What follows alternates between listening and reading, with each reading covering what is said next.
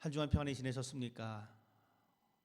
하나님 앞에 예배하는 우리가 참으로 신령한 모습으로 예배 드릴 때에 하나님께서는 기뻐하시고 우리와 함께 하실 것을 믿습니다. 예수님이라고 하면 여러분 어떤 이미지가 그려지십니까? 물론 2000년 전의 사건입니다. 그런데 만약에 우리가 그 현장에 있었다면, 예수님 당시에 우리가 같이 살았더라면 여러분 예수님을 보시면서 어떤 이미지가 그려지십니까? 보통 예수님의 얼굴을 표현할 때에 막 성난 얼굴, 화난 얼굴, 찡그린 얼굴은 찾아볼 수가 없습니다. 온화한 모습의 얼굴입니다. 그 정도로 예수님은 수많은 사람들에게 그 온유함을 보여주셨습니다. 그래서 우리는 예수님 하면 참 따뜻한 이미지를 참 많이 가지고 있습니다. 그러다 보니까 어떤 사람들은 교회 당 안에만 들어와도 따뜻함을 느낀다라고 고백하는 사람도 있습니다. 괜히 십자가만 바라보고도 마음이 따뜻해진다라고 이야기하는 사람들도 있습니다. 그것은 왜냐하면 예수님이 가지고 있었던 그 이미지가 그렇기 때문에 그렇습니다. 오늘 우리는 이 마가복음 11장 말씀을 통해서 예수님께서 행하셨던 한 행동을 보게 됩니다. 그런데 이 예수님의 행동을 보게 될 때에 우리는 좀 이해할 수 없는 부분을 오늘 만나게 됩니다. 그 다음 날 되어서, 즉 그 전에 어떤 사건이 있었고 그 다음 날이 되어서 예수님께서 이제 베다니에서 나오셨습니다.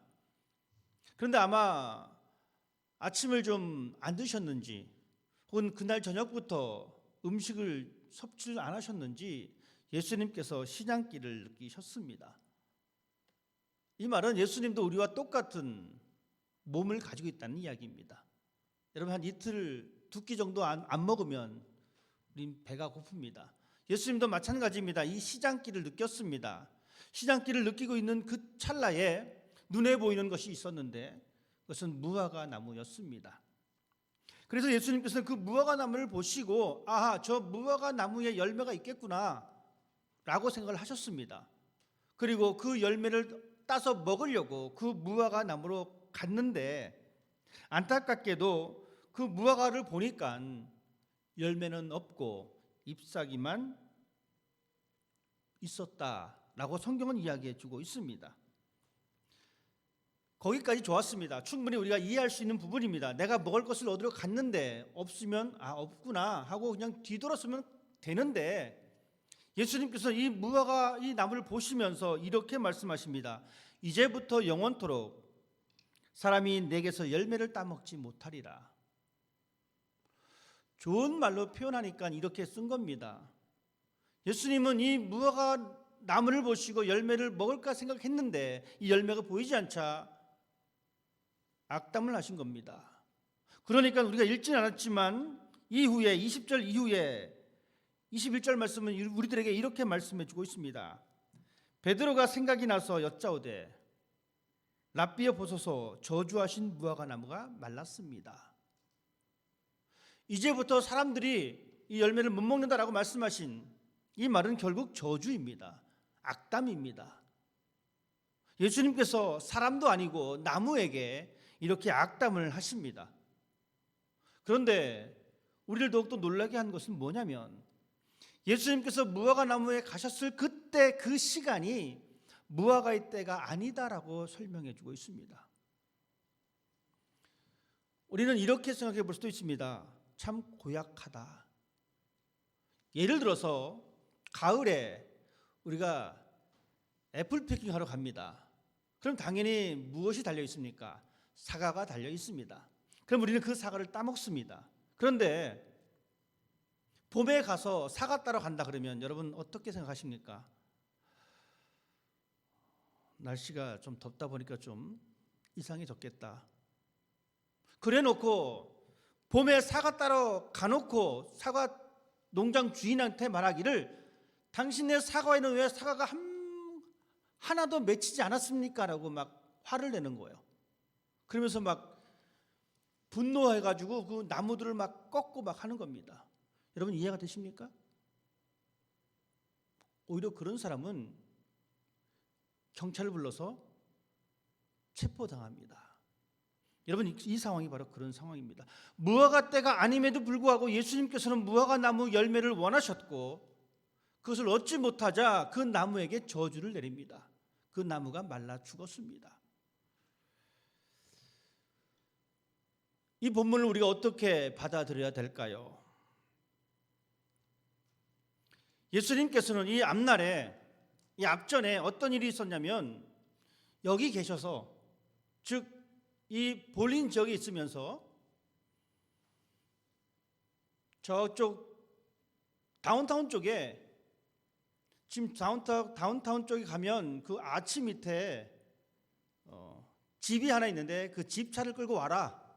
그 집차 누가 뭐라 그러면 그 집차 우리 주인이 쓸 거야 라고 말해라 라고 했던 것을 말하신 분이십니다. 즉 멀리 있는 것을 보지도 않고 그곳에 집차가 있는 것을 아시고 그 집차를 끌고 오라라고 하신 분이십니다. 그런데도 불구하고 가까이 있는 그 나무를 보시면서 그 나무에 열매가 있는지 없는지조차도 모르신 상황입니다. 예수님은 5천 명이나 먹였던 능력이 계셨던 분이십니다. 그런데 그런 예수님께서 이적을 베푸셨는데 생명을 주는 이적이 아니라 죽음을 부르는 이적을 그 나무에게 베풀었습니다. 우리는 먼저 이 무화과 나무의 속성에 대해서 알 필요성이 있습니다. 이스라엘 지방에 살고 있는 이 무화과 나무는 어떤 속성이냐면 3월에, 즉 지금 계절로 따지면 3월쯤이면 이 무화과 나무에 열매가 맺히기 시작합니다. 근데 이 열매는 아주 조그만 열매입니다. 사람이 잘 먹지 않은 그러한 열매입니다. 그러다가 이 열매가 떨어지고 나면 그 자리에 우리가 먹을 수 있는 열매가 맺히게 되어집니다. 즉 예수님께서 아직 유월절 잡히시기 전이니까 3월쯤 됩니다. 즉 3월 달에는 무화과 나무에 열매가 맺히지만 그 열매는 아주 작은 열매입니다. 그래서 이 열매는 가끔 가다가 나그네들이 진짜 먹을 것이 없어서 뜯어 먹거나 정말 가난한 사람들이 먹을 것이 없어서 먹는 그런 열매입니다. 여러분, 우리가 배나무에 배가 열립니다. 이 배나무에 열린 배는 정말 맛있습니다. 그런데 여러분, 이 배 말고 돌배라는 것이 있습니다. 맛도 없고 모양은 비슷한데 맛도 없습니다. 그래서 웬만하면 먹지 않습니다. 바로 무화과가 바로 그런 것입니다. 3월 달에 먼저 열리는 무화과는 그냥 정말 없어서 못 먹는 사람들, 끼니 때우려고 어쩔 수 없이 먹는 그 열매입니다. 어쩌면 예수님께서는 그 열매를 기대하셨을지도 모릅니다. 하지만 정작 중요한 것은 그 무화과 나무에 열매는 없고 잎사귀만 무성했다라는 이야기입니다. 그런데 우리는 이 본문 말씀을 보면서 예수님의 이 무화과 나무를 저주하셨던 이 사건은 앞뒤로 나옵니다. 즉 이 사이에 마가는 어떤 사건을 집어넣습니다. 그것이 바로 예수님께서 성전을 청결하신 사건입니다. 예루살렘 성전에 들어가셨는데 그곳에서 사람들이 물건을 팔고 돈을 환전하는 그러한 상황을 예수님께서는 보시고 그것을 깨끗하게 하셨던 그 사건이 우리가 읽지 않았지만 15절 말씀부터 그렇게 기록해 주고 있습니다. 그러시면서 예수님은 말씀하십니다. 내 집은 만민이 기도하는 집이다. 그 후에 베드로가 말합니다. 저주하신 저 나무가 말랐습니다. 여러분, 우리는 이 사건을 보면서 마가는 예수님께서 무화과 나무를 저주했던 이 사건을 통해서 우리에게 무엇을 말씀해주고 있는가? 그 해답을 이 성전 청결과 더불어 예수님의 대답에서 우리는 볼 수가 있습니다. 예수님께서는 이 무화과 나무 비유 말른 이 결과에 대해서 이렇게 말씀해주고 있습니다. 하나님을 믿으라. 내가 진실로 너에게 이르노니 누구든지 이 산더러 들리어 바다에 던지라 하며 그 말하는 것이 이루어진 줄 믿고 마음에 의심하지 아니하면 그대로 되리라. 그러므로 내가 너에게 말하노니 무엇이든지 기도하고 구하는 것은 받은 줄로 믿으라. 그리하면 너희에게 그대로 되리라. 서서 기도할 때에 아무에게나 혐의가 있거든 용서하라. 그리하여야 하늘에 계신 너희 아버지께서 너희 허물을 사하여 주시리라. 우리는 어떤 이 말씀을 쉽게 이해할 수가 없습니다. 무화과나무가 마른 것과 성전을 깨끗게 한 것과 하나님을 믿는 것과 과연 무슨 상관이 있을까? 이스라엘 사람들은 하나님과 이스라엘 사람들의 이 관계를 무화과나무에 많이 비유했습니다. 그래서 이 무화과나무가 풍성하면 어떤 상태를 이야기하냐면 하나님과 우리의 사이의 관계가 무지 좋다는 겁니다. 즉 하나님께서 복을 주셔서 우리가 이렇게 풍요로운 삶을 살고 있다라고 하는 이 표현을 무화과나무의 풍성함으로 표현해 주고 있습니다. 무화과나무의 그 풍성한 잎이 바로 건강한 이스라엘 사람들의 영적인 관계인 것입니다. 하나님의 축복인 것입니다. 대신에 무화과나무에 열매가 없다는 것은 하나님과의 관계가 식었다는 겁니다. 하나님과의 관계가 뒤틀어졌다라는 이야기입니다. 예수님께서는 이 퍼포먼스를 우리에게 보여주고 계십니다.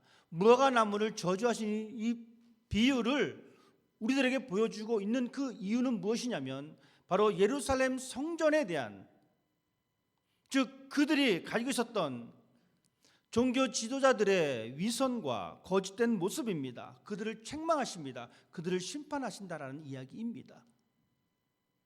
즉 2000년도를 살아가고 있는 우리들에게는 어떻게 들려오냐면 하나님께서는 하나님을 믿는 사람들의 그런 위선과 거짓된 모습들을 책망하시면서 그 모습을 하나님께서는 심판하신다라고 우리에게 말씀해 주고 있는 것입니다. 여러분 보십시다. 성전을 뒤집어 부신 것은 그 이유가 있습니다. 이 성전은 기도하는 곳이다라는 것입니다. 기도 대신에 다른 것으로 채워진 것을 예수님께서는 책망하고 계십니다. 우리가 하나님의 성전인 것을 우리는 믿습니다. 그렇다면 우리 안에 무엇이 채워져 있습니까? 우리 안에 하나님의 영이 채워지지 않는 그 부분을 예수님께서는 심판하십니다. 그것도 무화과의 때가 아님에도 불구하고 심판하십니다. 이 말은 무화과의 때가 있긴 하지만 하나님의 심판의 때가 우선이라는 것입니다. 여러분, 우리는 무화과의 때가 우선이다라고 생각하면서 모든 것을 차일피일 미룹니다. 아직 무화과의 때가 아니지 않습니까? 충분히 일리 있는 이야기입니다. 지금 사과철이 아닌데 왜 사과를 달라고 하십니까? 라고 이야기하는 것과 똑같습니다. 그러나 주님은 그렇게 말씀하지 않습니다.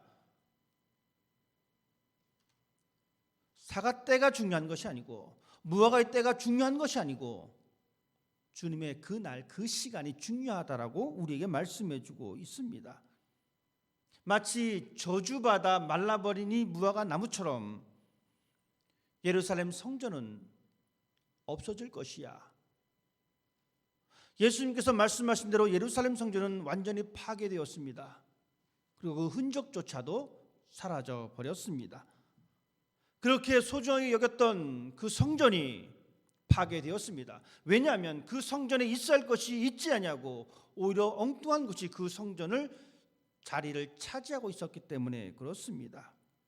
예수님께서는 이 무화과 나무를 마르게 하신 이 퍼포먼스와 더불어 성전을 깨끗게 하신 이것은 이제 성전에서 드리는 어떤 희생 제사가 아니라 예수님에 대한 믿음이, 바로 그 믿음이 하나님의 구원에 이르는 길임을 우리에게 말씀해 주고 있습니다. 그렇기 때문에 우리들은 오늘 이 본문 말씀을 통해서 특별히 생각해야 될 것은 본질을 잃어버리면 모든 것을 잃게 된다는 이야기입니다. 여러분, 본질을 잃으면 안 됩니다. 우리가 흔히 아는 말이 있습니다. 돈을 잃으면 조금 잃어버리는 것이요, 친구를 잃어버리면 많이 잃어버리는 것이요, 건강을 잃어버리면 모든 것을 잃어버린다. 한국 사람들은 대다수 사람들이 알고 있습니다. 그래서 건강이 중요하다. 여러분, 그런데 미국의 28대 대통령인 우드로 윌슨은 이렇게 또한 우리들에게 이야기합니다. 부를 잃으면, 즉 재물을 잃으면 아무것도 잃은 것이 아니다. 건강을 잃으면 무엇인가를 잃은 것이다. 하지만 성품을 잃으면 모든 것을 잃어버린 것이다. 이 두 말이 가지고 있는 이 의미는 참 비슷합니다. 하지만 저는 여기다 더 한 가지를 더 덧붙이고 싶습니다. 여러분, 불을 잃으면 조금 잃어버리는 것입니다. 친구를 잃어버리면 무엇인가를 잃어버리는 것입니다. 건강을 잃어버리면 어떤 것을 잃어버리는 것입니다. 성품을 잃으면 많은 것을 잃어버리는 것입니다. 그러나 하나님을 잃어버리면 모든 것을 잃어버리는 것입니다. 여러분, 본질을 잃으면 모든 것을 잃게 됩니다. 그렇기 때문에 하나님을 향한 그 믿음이 중요합니다. 예수님은 이 무화과 나무를 저주하시고 말라버린 이 이유에 대해서 예수님께서는 그렇게 말씀하십니다. 하나님을 믿어라. 무화과의 때가 있지만 하나님을 믿어라. 우리는 무화과의 때를 따지면서 본질을 지키기보다는 본질이 아닌 다른 것을 지키려고 애쓰는데 예수님께서 말씀하십니다. 그것이 중요한 것이 아니라 하나님을 믿으라라고 말씀해 주고 있습니다. 즉 믿음이 중요함을 우리에게 말씀해 주고 있습니다. 여러분, 신앙 안에서 때로는 건강이 부족할 때가 많이 있습니다.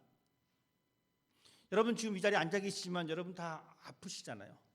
이것도 아프고 저것도 아프고 겉모양은 멀쩡해 보이지만 다 아픈 투성인 거예요. 혈압 때문에, 당뇨 때문에, 심장 때문에 다 아픈 거 투성입니다. 하지만 여러분 어떻습니까? 아파도 믿음 있으니까 버티잖아요. 여러분, 신앙 안에서 건강이 부족해도 우리는 충분히 감당할 수가 있습니다. 오히려 그 약함을 통해서 하나님을 더 의지하는 삶으로 우리는 나아갈 수가 있습니다. 예수님을 잃어버리면 모든 것을 잃어버립니다. 이 본질을 우리는 잊지 않는 사람이 되어야 합니다. 왜냐하면 예수만이 참 생명이기 때문에 그렇습니다. 그 생명을 얻지 못하는 우리의 모습입니다. 우리가 한때 이렇게 고백했습니다. 예수님이 나의 전부입니다. 여러분 한때 그렇게 고백하셨죠? 물론 지금도 그렇게 고백하고 있습니다. 예수님이 나의 전부다라고 고백했는데 그 열정과 그 의지와 그 사랑은 또한 잃어버릴 때가 있습니다. 그래서 세상을 사랑해서 대만은 세상으로 나가버렸습니다. 그도 한때는 주님이 전부입니다라고 고백했던 사람입니다. 그도 한때는 예수님의 부활의 도를 증거했던 사람이었습니다. 그럼에도 불구하고 그는 그 예수를 잃어버렸습니다. 한국에 있을 때 저는 우리 청년들에게 항상 그 얘기를 강조했습니다. 너희들과 나는 언젠가 헤어진다. 헤어지는데 훗날에 길거리에서 만났을 때에 서로 부끄럽지 않게 만났으면 좋겠다. 둘 중에 하나다. 내가 교회를 떠나든지 너희가 교회를 떠나든지 교회를 안 다닐 수도 있다. 그렇게 되어지면 우리는 서로 부끄러워서 잘 못 만날 것이다. 하지만 우리가 어느 위치에 있든지 간에 하나님을 떠나지 않냐고 교회를 다니면 우리는 길 가다가 우연히 만났을 때에 기쁨으로 만날 수가 있다. 제가 그 말을 우리 학생들에게, 우리 청년들에게 했던 그 이유는 뭐냐면 때로는 우리가 살면서 여러 가지 이유로 교회를 옮길 수가 있습니다. 하지만 하나님을 떠나지 않는 삶을 계속 살아간다면 우리는 그 본질을 잃어버리지 않냐고 우리의 신앙을 이어나갈 수 있기 때문에 그렇습니다. 우리의 본질을 잃어버리지 않는 사람이 되어야 합니다. 우리의 본질은 하나님을 믿는 것입니다. 이 믿음을 간직할 때에 우리는 하나님 앞에서 무화과의 때를 주장하는 것이 아니라 하나님을 믿는다라고 하는 그 믿음을 고백할 수 있는 삶이 됩니다. 무화과 나무의 외형만 번지를 했던 이 모습을 또한 우리는 봅니다. 본질은 가리고 외형만 화려한 신앙입니다. 멀리서 보기에는 그럴싸합니다. 여러분, 겉모양과 속모양의 차이 때문에 예수님께서는 바리새인들을 책망하셨습니다. 그들의 정직하지 아니하는 그 신앙의 삶 때문에 예수님께서는 책망하셨습니다. 너희가 꼭 회칠한 무덤 같구나. 겉으로 보기에는 종교적인 열심이 있는 것 같은데 그 속에는 그에 합당한 의가 없구나라고 책망하고 있습니다. 여러분, 이러한 모습을 예수님께서는 또한 책망하고 있습니다. 겉모양은 성전의 아름다움을 가지고 있었지만 그 속모양은 하나님을 경배하는 대신에 자기의 사욕을 채우기 위해서, 자신의 이익을 채우기 위해서 짐승을 팔고 돈을 환전하는 그 모습을 예수님께서 책망하셨습니다. 무화과나무의 그 겉모양은 화려한 모습만이 필요하지 않음을 예수님께서 말씀하시려고 그 무화과나무를 저주하셨습니다. 우리 또한 마찬가지입니다. 우리는 살면서 이런 얘기를 많이 합니다. 그래도 믿는 사람이라고, 그래도 교회 다닌다고 하나님 이야기를 많이 합니다. 물론 안 하는 사람도 있지만 하는 사람들 참 많이 있습니다. 입술에는 경건이 묻어 나옵니다. 입술을 벌리면 경건이 줄줄 떨어집니다. 누가 봐도 정말 저 사람 참 경건한 사람이야 라고 이야기할 정도로 경건한 모습을 보입니다. 항상 그의 삶에는 하나님께서 나에게 이렇게 하셨다라고 하는 이 간증거리가 흘러 넘칩니다. 조금 다르게 말씀드리면 이렇습니다. 부모님에 대해서 효도를 해야 되고 매일같이 부모님에게 전화를 드리고 뭐 이렇게 부모님의 맛있는 거 사드리고 이런 얘기를 입에 달고 사는 사람이 있습니다. 그런데 이 사람의 결정적인 단점은 뭐냐면 이 부모님에게 말만 그렇게 하지 실질적으로 뭐 편한 거 사드시라고 용돈을 드리지 않습니다. 여러분, 이런 사람은 어떻게 생각하십니까? 정말 효녀야, 효자야라고 우리는 그렇게 이야기하기가 좀 머뭇거립니다. 마찬가지입니다. 우리 입술에만 경건의 모양이 흘러나옵니다. 우리의 외형만 그런 모습을 띱니다. 본질은 가리고 외형만 화려한 신앙의 모습, 이 모습이 합당하지 않습니다. 예수님께서는 이 모습을 책망하고 계십니다.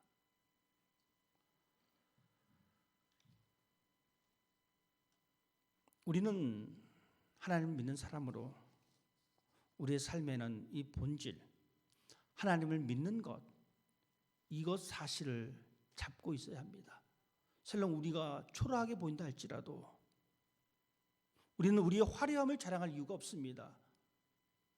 비록 우리가 초라하게 보인다 할지라도 우리가 이 마음속으로, 우리가 본질적으로 하나님을 믿고 있다라면 그것으로 하나님께서는 기뻐하십니다.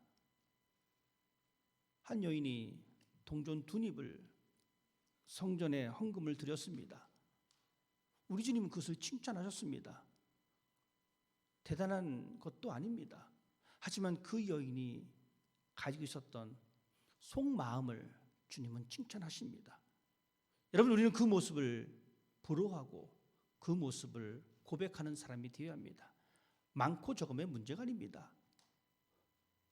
사람들은 많고 적음을 이야기하지만 여러분, 우리는 절대로 그렇지 않습니다. 많고 적음을 이야기하는 것이 아닙니다. 하나님은 적어도 그 본질이, 하나님을 향한 그 믿음의 본질이 있느냐, 그것을 보고 계십니다. 많아도 화려해도 그 안에 하나님을 향한 믿음의 본질이 없으면 울리는 괭가리가 될 수밖에 없습니다. 아무런 의미가 없습니다. 설령 사람들에게 우러러움을 보는 그 시각을 받는다 할지라도 그것은 별로 의미가 없습니다. 왜냐하면 신앙은 하나님 앞에서 하는 것입니다. 신앙은 하나님과의 나의 관계가 우선입니다. 여러분, 천억이면 어느 정도 부자일까요? 천억이면 공이 3개입니다. 그러면 여러분, 천억이 되려면 공이 3개인데 첫 번째 공이 필요합니다. 여러분, 이것은 그래요, 우리가 명예가 첫 번째 영입니다. 천억이 되려면 공이 3개 필요하니까. 두 번째 영은 재물입니다. 세 번째 영은 명예입니다. 하지만 여러분, 맨 앞자리가 숫자가 중요합니다. 이 앞자리 숫자가 없으면 재물도 명예도 권력도 건강도 의미가 없습니다. 이 앞에 1이라고 하는 숫자가 있어야 합니다. 1이라고 하는 숫자가 있을 때 비로소 우리는 그것이 천억이 됩니다. 바로 1이 바로 믿음입니다. 여러분, 이 믿음을 빼놓고는 그 어떤 것을 이야기한들 아무런 소용이 없다라는 이야기입니다. 이 믿음이 바로 무엇이냐면 하나님의 때입니다. 무화과의 때가 아닙니다. 사람들은 무화과의 때를 이야기하면서 숫자 0을 이야기하지만 0이 아무리 많아도, 그 사람의 때가 아무리 많아도 하나님의 때 그 하나가 있어야지만이 이 모든 것이 완성된다라는 것입니다. 무화과의 때가 먼저입니까? 주님의 때가 먼저입니까? 주님의 때가 먼저입니다. 그래야지만 이 뒤따라 나오는 것이 의미가 있습니다. 주님의 때가 없으면 뒤따라 나오는 것이 아무리 많다 하더라도 아무런 의미가 없습니다. 사람들은 자신의 때를 생각합니다. 나는 아직 때가 아니다라고 말합니다. 그리고 그 때가 오기를 기다립니다. 그러나 그 때가 오기 전에 여러분 기억하십시다. 주님의 때가 먼저입니다. 모든 것이 갖추어졌다라고 하는 그 자신의 때, 여러분 그 자신의 때는 어떤 핸디캡이 있냐면 자신의 기분에 의해서 이렇게 바뀝니다. 내가 기분 좋으면 내 때가 되었다라고 이야기합니다. 내가 기분 나쁘면 아직 때가 안 됐어라고 이야기합니다. 가끔가다 이런 얘기를 듣습니다. 교회 다니다가 교회를 이렇게 멈추신 분들의 가 이야기하다 보면 이렇게 얘기합니다. 때가 되면 내가 교회 나가죠 뭐. 누구 때입니까? 자기 생각에 자기 때라는 거예요. 주님은 지금의 때다라고 말씀하시는데 어떤 사람들은 아닙니다. 내 때가 있는데 그때까지 내가 기다리겠습니다. 보장할 수 없는 때입니다. 그 누구도 개런티 해줄 수 없는 때라는 거예요. 무화과 나무는 무화과의 때가 있었습니다. 그런데 주님이 오셔서 그 때를 허물어 버리셨어요. 이 말은 무화과 때가 중요한 것이 아니라 주님의 때가 중요하다라고 우리에게 말씀해 주고 있습니다. 하나님은 사람의 때를 기다려주지 않습니다. 이 말은 하나님의 시간표가 우선이라는 것입니다. 내 시간표가 우선이 아니라 하나님의 시간표가 우선입니다. 여러분 모세를 보십시다. 모세가 이스라엘 백성들을 광야 애굽에서부터 끌어냈습니다. 우리가 생각할 때에 이렇게 생각해 볼 수가 있어요. 애굽의 왕자니까 그죠? 군사도 있고 병력도 많은데 이 반역을 일으켜서 히브리 사람들 다 데리고 나왔으면 참 좋았을 텐데, 인간적으로 생각하면 그때가 바로 모세에게 합당한 때입니다. 그런데 하나님께서는 빈털터리 모세를 애굽으로 보내십니다. 모세 개인이 생각해도 그래요. 하나님, 나 그때 힘 있을 때 좋은 위치에 있을 때 날 불렀으면 좀 덜 고생할 텐데 이게 무슨 고생입니까? 여러분 기억하십시다. 하나님은 사람의 때를 기다리지 않습니다. 하나님의 때가 있습니다. 우리는 무화과의 때가 있지 않습니까? 라고 하소연할 때가 많이 있습니다. 하지만 잘못된 하소연입니다. 무화과의 때보다 더 중요한 것이 하나님의 때가 있기 때문에 우리는 하나님을 믿는 사람이 되어야 합니다. 주님의 때는 위험 부담이 있을 수도 있습니다. 나의 때는 모든 것이 다 갖춰져 있고 준비되어 있는 그 때인데 주님은 그것을 말씀하시는 것이 아니라 아무것도 없는데 주님의 때라라고 말씀하시는 거예요. 무화과의 나무가 없는데도 불구하고 주님의 때다라고 말씀해 주고 있습니다. 불합리하게 느낄 때가 있어요. 나는 아직 준비도 안 됐는데 하나님 무슨 말씀하십니까? 하지만 하나님의 때가 있고 그 때를 주님께서 우리 앞에 펼쳐주실 때에는 하나님께서 책임져 주십니다. 그래서 예수님은 이렇게 말씀해 주고 있습니다. 하나님을 믿어라. 하나님의 때가 있고 그 때를 걸을 수 있는 그런 하나님을 믿으라고 우리에게 말씀해 주고 있습니다. 사랑하는 성도 여러분, 무화과 때를 보면서 핑계대지 않기를 바랍니다. 무화과의 때를 보면서 우리의 본질을 잃어버리지 않게 되기를 바랍니다. 하나님의 때가 있습니다. 우리의 본질을 찾으십시다. 하나님을 찾으십시다. 하나님을 믿으십시다. 그 믿음 가운데에 우리는 주님께서 원하시는 그 귀한 삶을 살아갈 수가 있고, 하나님의 때에 우리가 나아갈 때에 하나님께서는 우리의 모든 것을 채워주십니다. 주님의 때를 분별할 수 있는 지혜로운 삶이 여러분에게 있기를 주님의 이름으로 부탁을 드립니다. 기도하겠습니다.